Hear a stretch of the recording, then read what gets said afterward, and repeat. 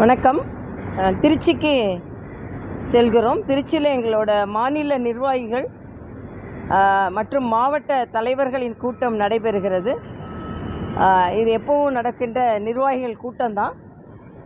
இதில் எங்களோட மாவட்ட தலைவர்கள், மாநில நிர்வாகிகள் எல்லாம் 12வது ஆண்டான நமது பாரத பிரதமரின் சாதனை ஆண்டுகளை ஆட்சியை என்னென்ன நல்ல திட்டங்கள் எல்லாம் கொண்டு வரப்பட்டது என்பதை கொண்டாடுவதற்காக மாதம் முழுவதும் நிகழ்ச்சிகள் ஏற்பாடாகி இருக்கிறது. அதை திட்டமிடுவதற்கு நாங்கள் செல்கிறோம்.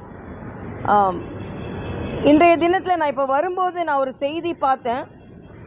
யூடியூபர் மாரிதாஸ் அவர்கள் கைது செய்யப்பட்டிருக்கிறார்கள் என்ற செய்தி. இதை நான் வன்மையாக கண்டிக்கிறேன். மரியாதைக்குரிய முதலமைச்சர் அவர்கள் பிரச்சாரத்தின் போது எதிர்க்கட்சியாக இருக்கும் பொழுது கருத்து சுதந்திரத்தை பற்றி பேசினார். கருத்து சுதந்திரத்தை பற்றி, ஆளும் ஆட்சியை பற்றி பேசுபவர்கள் கைது செய்வதை அவர் கண்டித்து பேசினார். ஆனால் அவரது ஆட்சியில் இந்த இன்டாலரன்ஸ் தன்னை பற்றி சொன்னால் அதை திருத்திக் கொள்ள வேண்டுமே தவிர, அதுவும் அவர் தரவுகளோடு தான் சொன்னார். தனிப்பட்ட முறையில் அவர் எந்த தாக்குதலும் கொடுக்கல. தரவுகளோடு இந்த அரசாங்கத்தில் இந்த குறைபாடுகள் இருக்கிறது என்று சொன்னது, கைது செய்யப்படுவது வன்மையாக கண்டிக்கத்தக்கது. ஆனால் இந்த கைதிலேயே பாராபட்சம் இருக்கிறது. முக்தார் அவர் இன்னொரு யூடியூப்பில் மிக மோசமாக பேசினார். இன்னும் சொல்லப்போனால் பெருந்தலைவர் காமராஜரை பற்றி மிக மோசமாக பேசினார். ஆனால் அவர் கைது செய்யப்படவில்லை. ஆக இவர்கள் ஒரே அளவுக்கு பாராபட்சமாக இந்த அரசாங்கம் நடந்து கொள்கிறது. அதே போல்தான் அமைச்சர் ஷாஜகான் அவர்கள், நாங்கள் வக்ஃப் திருத்த திட்டத்தை நாங்கள் ஏற்றுக்கொள்ள மாட்டோம், அதை நடைமுறைப்படுத்த மாட்டோம்னு சொல்கிறார். அது பாராளுமன்றத்தில் நடைமுறைப்படுத்தப்பட்ட, பாஸ் பண்ணப்பட்ட ஒரு பில் அது.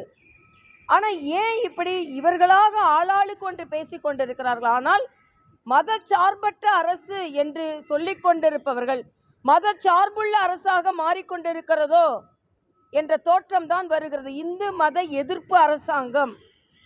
அதாவது வக்ஃப் போர்டு சட்டத்தை பற்றி பேசுகிறார்கள்.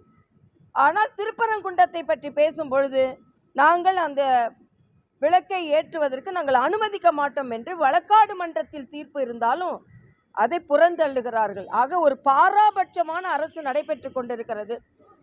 இன்னும் சொல்ல போனால், அன்னைக்கு நீங்கள் பார்த்தீங்கன்னா மின்துறையிலிருந்து ஹார்ட் டிஸ்க் காணாமல் போயிருக்கிறது, சிடிஸ் காணாமல் போயிருக்கிறது, சிபிசிக்கு மாற்றப்பட்டிருக்கிறது. ஆக ஒரு அரசாங்கம் வந்த ஒரு மாதத்திற்குள்ள இவங்க ஒரு தொலைநோக்கு பார்வையில் சென்ற ஆண்டில் என்னெல்லாம் பிரச்சனை இருக்குதுன்னு பார்த்துட்டு அதை சரி செய்திருக்க வேண்டும். சரி செய்யாமல் இன்று அவர்கள் அதை பற்றி சொல்பவர்களை கைது செய்வது வன்மையாக கண்டிக்கத்தக்கது.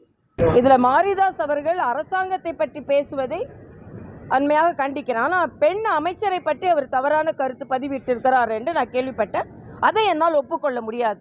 யார் பெண் அமைச்சர்களையோ பெண்களையோ தவறாக பேசினால் அது தவறு என்பதில் நான் கருத்து பதிவு செய்கிறேன்.